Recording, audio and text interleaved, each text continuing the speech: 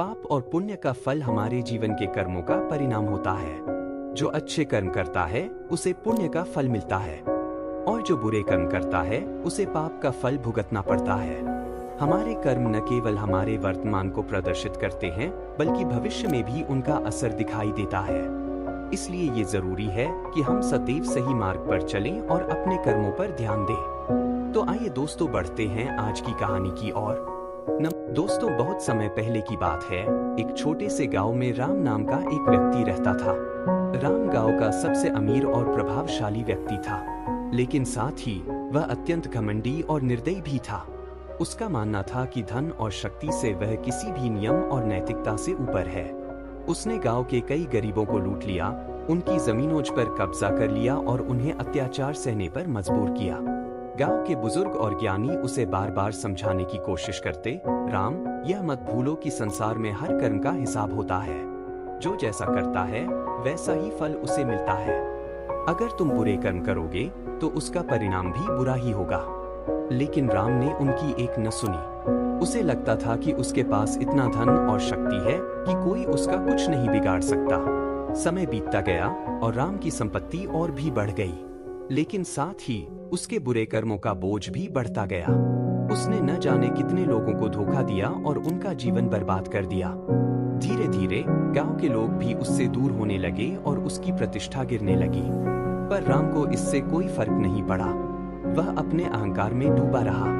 एक दिन राम को व्यापार के सिलसिले में एक बड़े शहर जाना पड़ा। उसने अपने 2 पहरेदारों को साथ में लिया और घोड़े पर सवार होकर शहर की ओर चल दिया। राम के पास एक बोरा था जिसमें उसने काफी धन भरा हुआ था, लेकिन पहरेदार इस बात से अनजान थे। चलते चलते उन्हें सुबह से शाम हो जाती है और वह एक छोटे से गांव में पहुंच जाते हैं। तभी एक पहरेदार बोलता है, सेठ जी, शहर अभी काफी दूर है, हमारे घोड़े भी चल चल कर थक गए हैं, क्यों ना इसी गांव में ही आज रात आराम किया जाए। सुबह होते ही यहाँ से शहर की तरफ निकल जाएंगे। राम ने कुछ समय के लिए सोचा और बोला, तुम ठीक कहते हो, हम आज रात यहीं पर आराम करेंगे। ऐसा करो, तुम गांव में हमारे रुकने की व्यवस्था करो। राम की बात सुनते ही एक पहरेदार गांव में चला जाता है और कुछ समय बाद लौट कर आता है। पहरेदार कहता है, सेठ जी, हमारे रुकने की व्यवस्था हो गई है, आप मेरे साथ चल सकते हैं। राम अपने दोनों पहरेदारों के साथ गांव में चला जाता है। जिस घर में उनके रुकने की व्यवस्था हुई थी उसमें केवल एक बूढ़ा व्यक्ति और उसकी पत्नी रहती थी। राम उस बूढ़े व्यक्ति और उसकी पत्नी को देखकर थोड़ा सा भावुक हो जाता है। वह उन्हें आदर सहित प्रणाम करता है और अपने आवास में रहने देने के लिए धन्यवाद कहता है। राम अपने बोरे को अपने पास रखता है और बूढ़े व्यक्ति के साथ बातें करने लग जाता है। उधर वो दोनों पहरेदार घोड़ों को बांधकर गांव में घूमने निकल जाते हैं। कुछ देर बाद बूढ़ी औरत खाना लेकर आती है। राम और बूढ़ा व्यक्ति रोटी खाना शुरू करते हैं। तभी बूढ़ा व्यक्ति राम से पूछता है कि बेटा, इस बोरे में क्या है? इतना सुनते ही राम को धसका लग जाता है और वह पानी पीकर हड़बड़ाहट में बोलता है, बाबा जी, इसमें कुछ नहीं, बस मेरे कपड़े हैं और थोड़ा सामान है। खाना खत्म करने के पश्चात बूढ़ा व्यक्ति और राम बातें कर रहे होते हैं। तभी राम बूढ़े व्यक्ति से पूछता है, बाबा, क्या आपका कोई बच्चा नहीं है?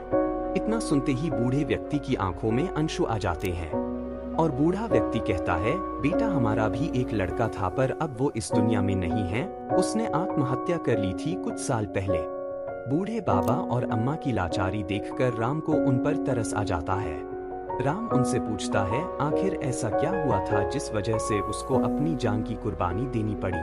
बूढ़ा व्यक्ति कहता है, बेटा, एक बार हमारे घर पर बहुत बड़ा संकट आन पड़ा था। मेरी पत्नी की तबीयत बहुत खराब रहने लगी थी और मुझे भी लकवा मार गया था। उस समय मेरा बेटा पास के किसी गांव में एक बहुत अमीर सेठ के यहाँ काम करता था, पर उसकी इतनी कमाई नहीं थी कि वो घर का खर्चा और हमारा इलाज एक साथ करवा सके। उसका सेठ भी बहुत अहंकारी और निर्दलीय था, मजदूरों का खून चूस चूस कर अमीर बना बैठा था। दिन भर उनसे काम करवाता था और आधे दिन के ही उन्हें पैसे देता था। सब लोग अपनी अपनी मजबूरियों की वजह से वहाँ काम कर रहे थे और सेठ उनकी इस मजबूरियों का फायदा उठाता था। एक बार मेरे बेटे ने सेठ से मदद मांगी और कहा, सेठ जी, मेरे माता पिता की हालत बहुत खराब है, आप मुझे कुछ धन दे दीजिए, मैं आपके पास ही काम करके आपका सारा कर्ज चुका दूंगा। लेकिन सेठ ने उसकी एक न सुनी क्योंकि सेठ की नजर हमारी खेत की जमीन पर थी। वह चाहता था कि हमारी जमीन उसको कम दाम में ही मिल जाए, इसलिए उसने उस वैद्य को भी समझा रखा था जो हमारा इलाज कर रहा था कि समय समय पर ही उनसे पैसे ले लिया करना और बिना पैसों के इलाज मत करना। फिर कुछ दिनों बाद सेठ ने मेरे बेटे पर झूठा इल्जाम लगाकर उसको काम से निकाल दिया और हमारे घर के हालात बद से बदतर हो गए। कुछ दिन मेरे बेटे ने इधर उधर काम किया पर उसमें घर का खर्चा तक नहीं चल पाया। हम बहुत लाचार और दुखी हो गए थे। एक दिन मेरा बेटा उस सेठ के पास वापस जाता है और जो गुनाह उसने किया भी नहीं उसकी माफी मांगता है और काम पर दोबारा रखने की दरखास्त करता है। बेटा सेठ को इसी मौके का इंतजार था। सेठ ने मेरे बेटे से कहा, ठीक है, मैं तुम्हें माफ कर दूंगा और काम पर भी रख लूंगा, बस तुम मुझे अपने खेत की जमीन दे दो, मैं तुम्हें उसके बदले में कुछ धन दे दूंगा और तुम्हें काम पर भी रख लूंगा। तुम काम करके मेरे कर्ज चुका देना और अपनी जमीन वापस ले लेना। बेटा, एक कहावत है, मरता क्या ना करता। मेरे बेटे ने हमारी जान बचाने के लिए जमीन सेठ को दे दी। ऐसे ही काम करते करते कुछ महीने बीत गए। मेरी पत्नी अब ठीक हो गई थी और मेरा भी शरीर पहले से स्वस्थ हो था, पर मेरा बेटा दिन रात काम करता, अब उसकी हालत खराब होती जा रही थी। अब सेठ उसके ऊपर बहुत जुल्म करता था, उसको एक दिन की भी छुट्टी नहीं देता और दिन रात काम करवाता था। और एक दिन मेरे बेटे की तबीयत बहुत खराब थी, पर फिर भी वह काम पर गया क्योंकि सेठ ने उसको बोला हुआ था कि अगर वह काम पर नहीं आया तो वह उसको जमीन नहीं देगा। मौसम बहुत खराब था, काफी तेजी से बारिश पड़ रही थी, लेकिन मेरा बेटा सेठ के दबाव के कारण काम पर गया। उस दिन सेठ ने बारिश में ही मेरे बेटे से काम करवाया। देर रात काम खत्म करने के बाद मेरा बेटा जब घर आया तो आकर चुपचाप सो गया। अगली सुबह मैं उठा, मेरी पत्नी उठी पर मेरा बेटा नहीं उठा। हमने बहुत कोशिश की उसको उठाने की, पर वो उठा नहीं। उस दिन से बेटा, हम दोनों पति पत्नी भी अपनी मौत का ही इंतजार कर रहे हैं। और बेटा, न हमें उसके सेठ का नाम पता, ना ही उसका गांव पता, और ना वो सेठ हमारे बेटे के अंतिम संस्कार में आया। इतना कहते ही बूढ़ा आदमी और औरत अपने बेटे की याद में रोने लगे। इतने में राम ने उन्हें दिलासा दिया, चुप करवाया और उनका दिल बहलाने के लिए इधर उधर की बातें की। अब रात काफी हो चुकी थी। बूढ़ा आदमी और उसकी पत्नी दूसरे कमरे में जाकर सो जाते हैं। उधर जो दो पहरेदार थे वो भी अपना शराब पीकर किसी दूसरे के घर सो रहे थे। इधर राम भी आंखें बंद करके लेट जाता है। पर कुछ देर बाद राम के दिमाग में बूढ़े आदमी के बेटे की कहानी घूमना शुरू हो जाती है। राम को अपने द्वारा किए गए बुरे कर्म याद आने लग जाते हैं। उसने भी बहुत गरीब लोगों पर जुल्म किए थे। राम की सोच गहरी होती जाती है, वह बहुत बेचैन हो जाता है। फिर अचानक से राम को याद आता है कि ये बूढ़ा व्यक्ति उसी लड़के का बाप है जिस पर मैंने चोरी का गलत इल्जाम लगाकर काम से निकाला था और उसकी जमीन हड़पने के लिए उसके खिलाफ षड्यंत्र रचा था। बस तभी से राम के मन में बुरे बुरे ख्याल आने लग गए, मानो वो घर राम को खाने को दौड़ रहा था। राम वहां बहुत घुटन महसूस कर रहा था। उस घर में एक पल भी रुकना उसके लिए बहुत मुश्किल हो गया था। फौरन उसने वहां से जाने का फैसला किया। चुपचाप राम ने अपना बोरा उठाया और दबे पांव घर से बाहर निकल गया। राम आराम से घोड़े पर बैठा और अकेला ही शहर की तरफ चल दिया। रात काफी हो चुकी थी। राम तेजी से घोड़े को भगा रहा था।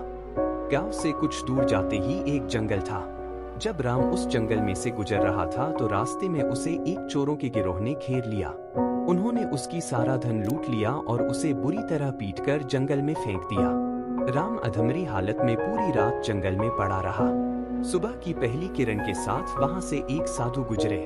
राम ने उनसे मदद मांगी। साधु ने उसे पानी पिलाया और उसकी हालत देखी। राम ने साधु से पूछा, महात्मा, मैंने हमेशा शक्ति और संपत्ति के साथ जीने की कोशिश की, फिर आज मेरे साथ ऐसा क्यों हो रहा है? साधु मुस्कुराए और बोले, राम, यह तुम्हारे ही कर्मों का परिणाम है। तुमने जीवन भर दूसरों के साथ बुरा किया, उनके अधिकार छीने और उनके दुखों की परवाह नहीं की। आज वही बुरे कर्म तुम्हारे सामने आ खड़े हुए हैं। कर्म का चक्र कभी नहीं रुकता। जैसे तुमने दूसरों के साथ किया, आज वही तुम्हारे साथ हो रहा है। राम की आंखों में आंसू आ गए। उसने महसूस किया कि उसके सारे कष्ट उसके ही कर्मों का फल है और वह अपने कर्मों को याद करता है, वही अमर गया। दोस्तों, इस कहानी से हमें यह सीखने को मिलता है कि बुरे कर्म का फल किसी न किसी रूप में जरूर मिलता है, चाहे वह देर से ही क्यों न आए। कर्मों का चक्र हमेशा चलता रहता है और जो हम दूसरों के साथ करते हैं वह किसी न किसी रूप में हमारे पास लौटकर आता है। इसलिए हमें सदैव अच्छे कर्म करने चाहिए और दूसरों की भलाई के लिए जीना चाहिए। दोस्तों, आज की कहानी में बस इतना ही। मिलते हैं अगली कहानी में, तब तक के लिए जय हिंद जय भारत। अगर दोस्तों की कहानी अच्छी लगी हो तो वीडियो को लाइक करें और चैनल को सब्सक्राइब जरूर करें। धन्यवाद।